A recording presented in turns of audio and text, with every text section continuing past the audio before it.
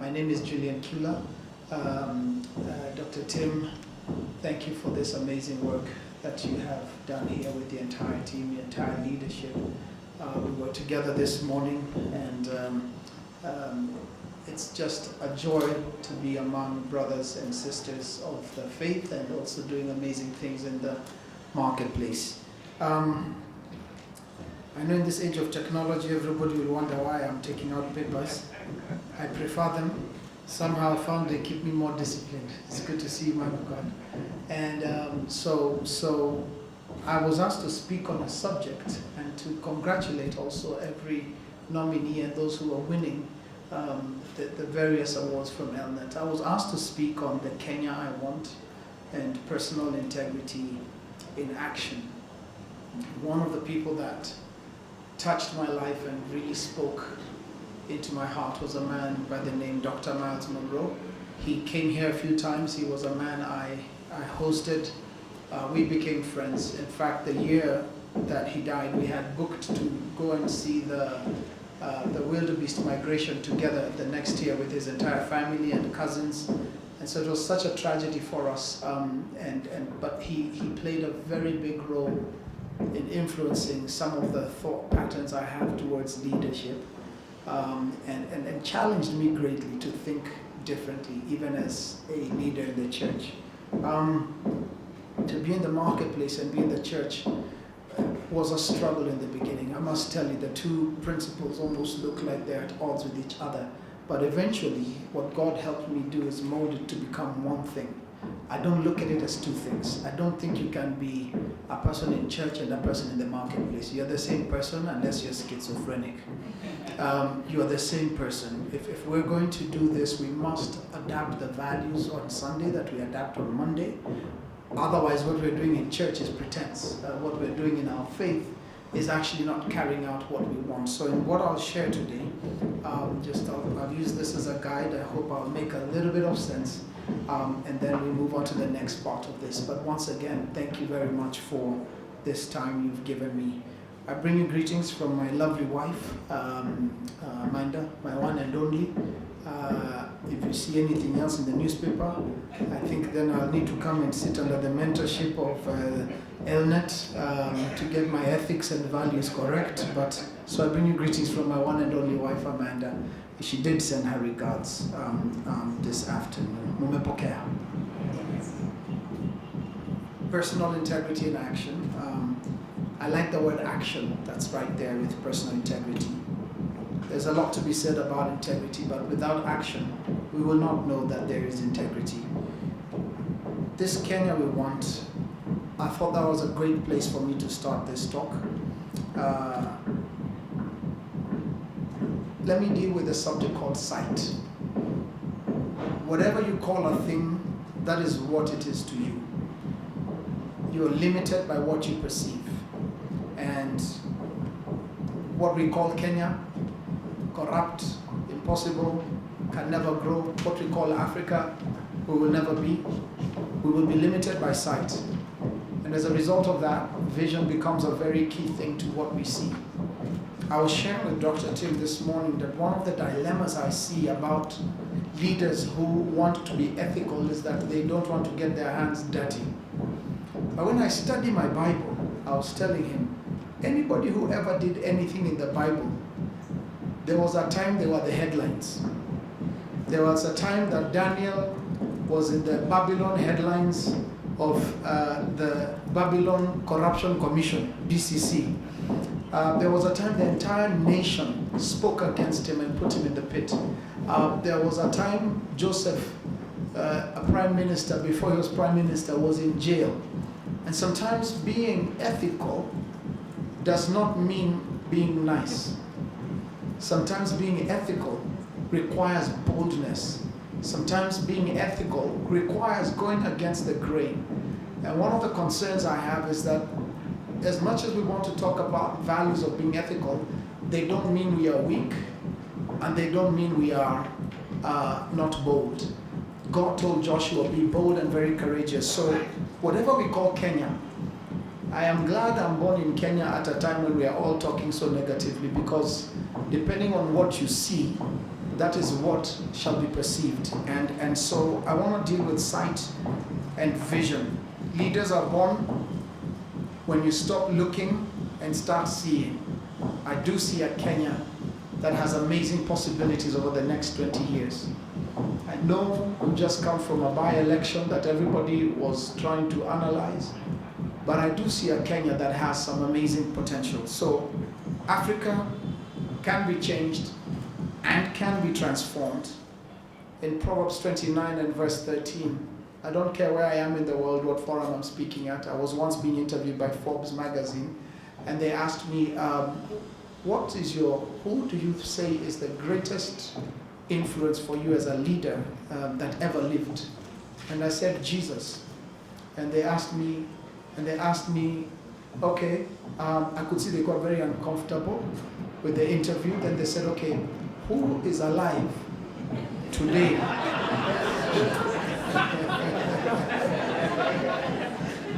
And you know what my answer was? And the man said, let me ask you a different question altogether. And the world can avoid it. I've picked so many lessons from Jesus. He worked himself out of leadership in 3 years. In 3 years, he was no longer the boss. He left people to carry on what he started. He was still the boss, but he allowed others and understood the whole delegation and successful succession planning. And then so I said to them, that's the only example I can give you that you can say is for yesterday, today, and hopefully for tomorrow. And so in Proverbs 29:13, the Bible speaks of a poor man and a rich man. But one thing they have in common is that God created them both. The difference between both of them, that's why it's there in Proverbs 29:13, is that God gave sight to both of them. Their seeing determines their destiny. I don't know what you see, but I want to tell you what you see determines your destiny. So God created people. Some succeed, some grow, and others just stay stagnant depending on this understanding. So I've understood that an army, I'm sure you've heard of this, an army of sheep led by a lion will always defeat an army of lions led by a sheep.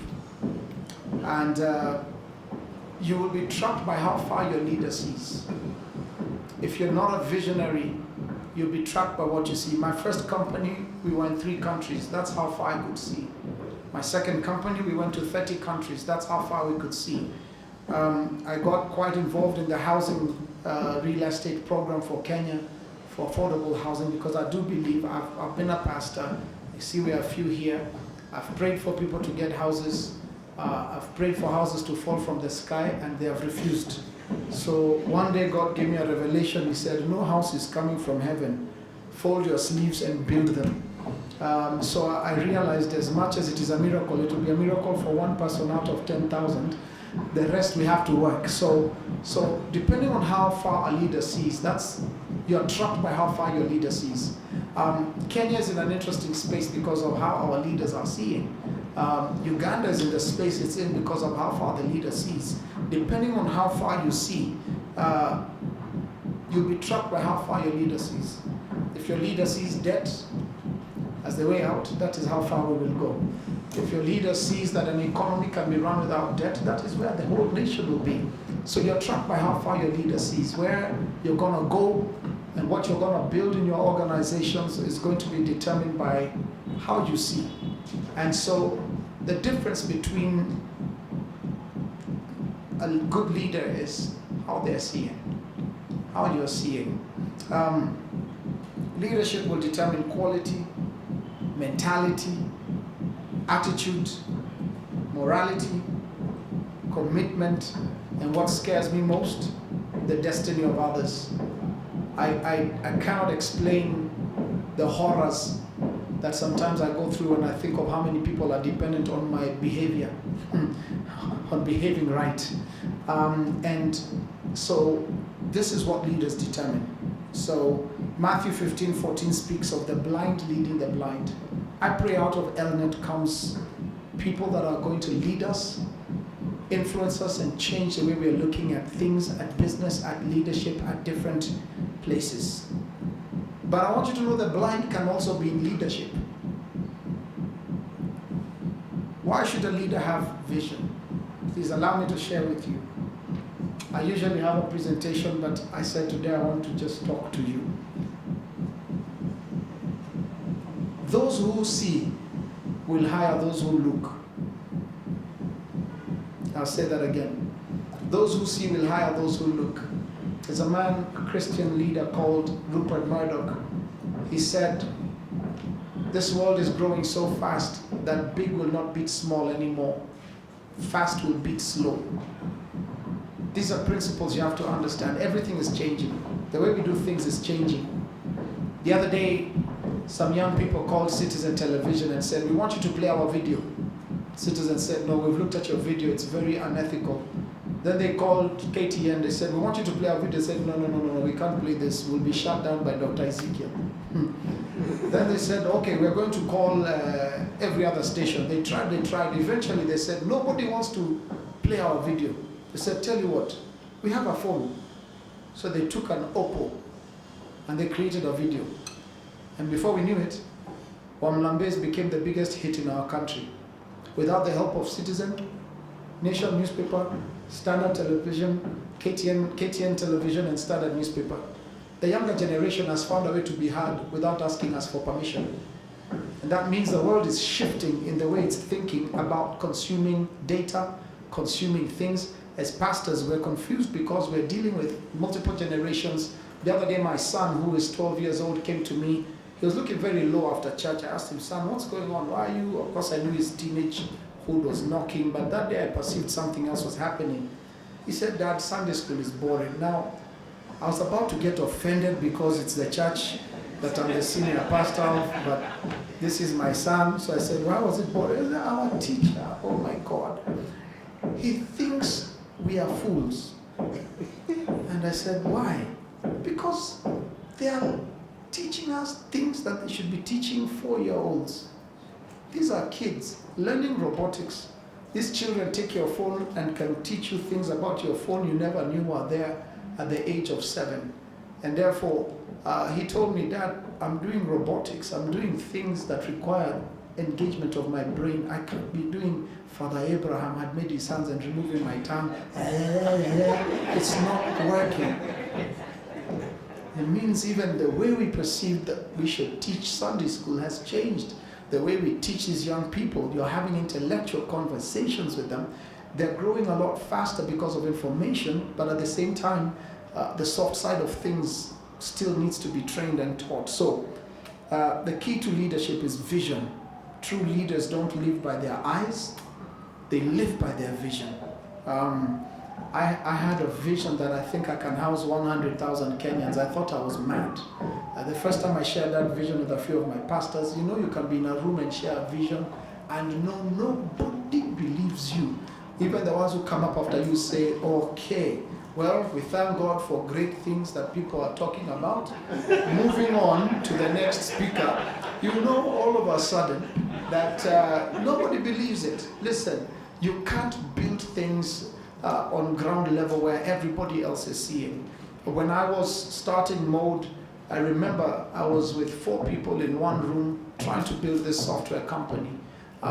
Most of you may not know, but when you use Airtel and you do Copper Credo or you're in another country, Kenya is not a very big market for that company.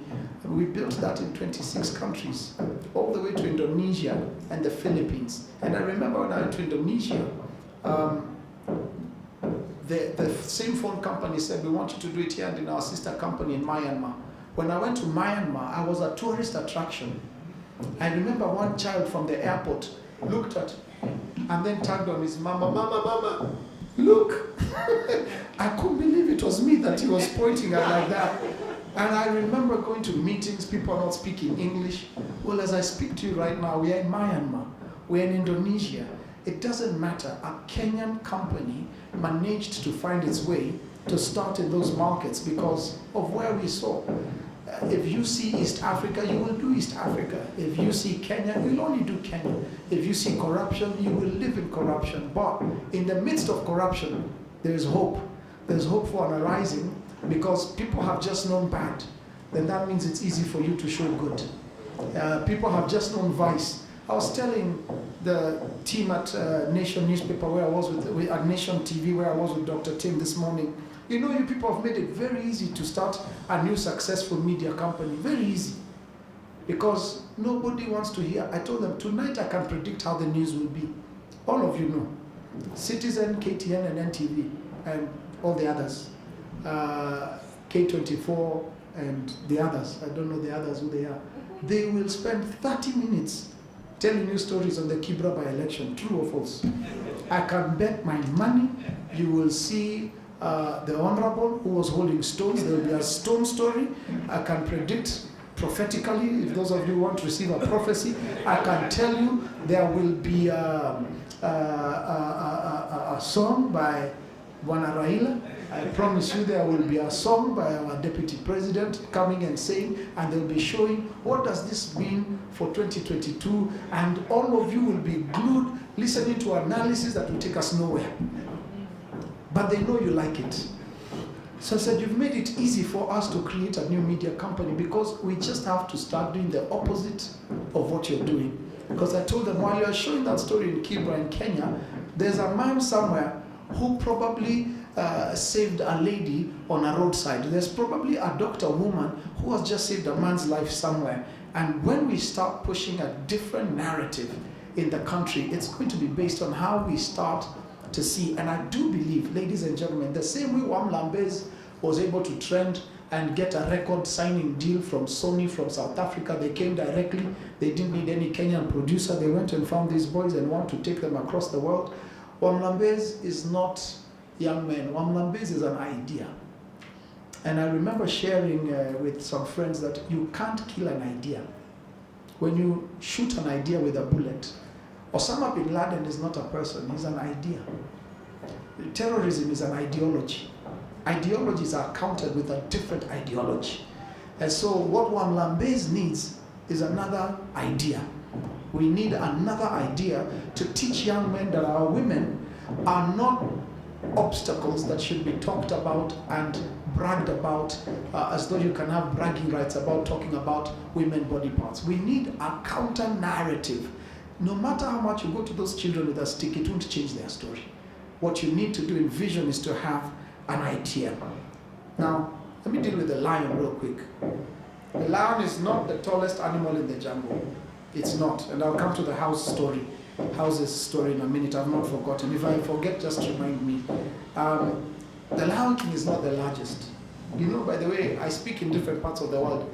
Kenyan crowds are the hardest to talk to because nobody can really read your faces. I watch some of you when you go to Churchill and you sit on the front row and you have such a serious face and you went for a comedy show and you sit like this as if you're saying, I dare you to make me laugh. Please look at your neighbor, tell them, calm down, we are at ELNET.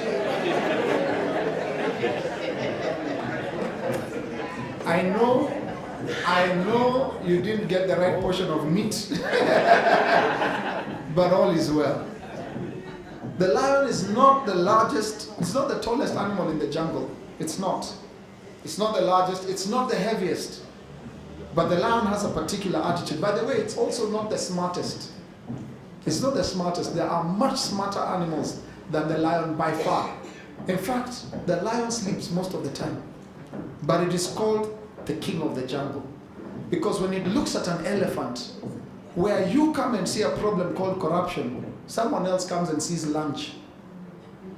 When a lion is looking at an elephant, is it seeing food? Which is the best angle to eat this animal from? It's not threatened by size. I'm not threatened by the problems we have. I'm not threatened by the fact that Kenya has trillions of shillings. And what makes our debt sound so bad is because we also say it in shillings.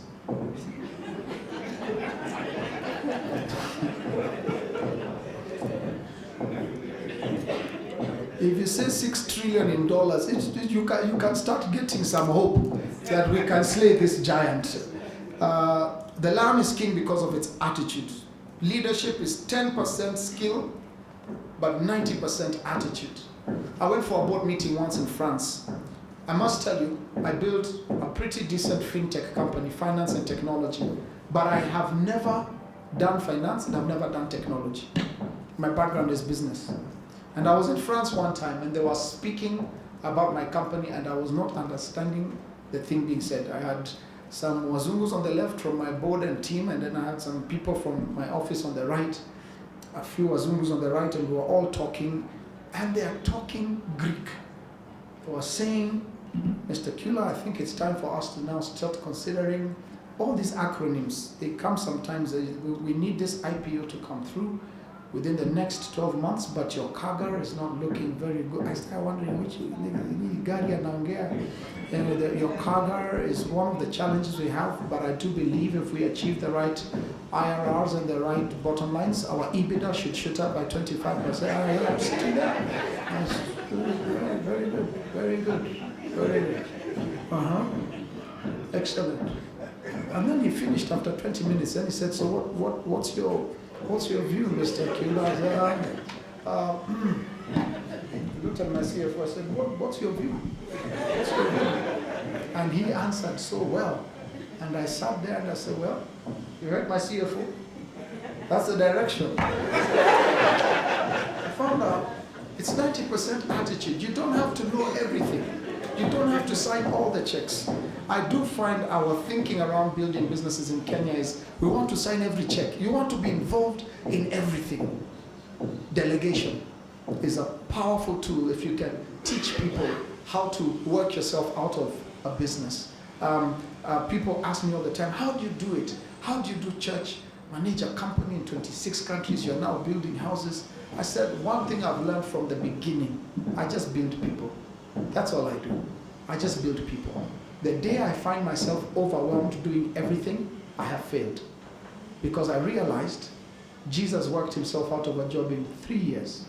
I don't plan to be the senior pastor of my church past 60, past 50. In fact, if I can do it before I'm 45, I'll be very happy.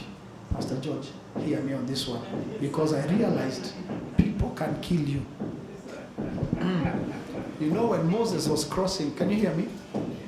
Is it still on? Okay. When Moses was delivering the children of Egypt, the children of Israel out of Egypt, he reached a point, he told God, I'm done. That's fine. But what was shocking was when God reached a point and said, I'm done. Now, if God can be done with people, who are you? So this is my view about church. I told them at church, I said, I love you all, but I hope that I can grow to a point where I can raise someone who can be able to come and take over so that I can go and spend a bit more time with my family. The ability to walk away from what you build is something we need to learn in this continent, because it's the hardest thing to have built something successful and have to walk away from it. Knowing very well that a lot of us are defined by what we are building. So leadership is 10% skill and 90% attitude. 90% attitude. True leaders are never afraid of power. Whatever you think of something is what that something will become. Leadership is never afraid of the size of the problem. The absence of a vision is an abuse of people. I say to you at ELNET, those of you who are running organizations or have been trusted with positions in organizations, that if you don't have a vision, what you're going to do is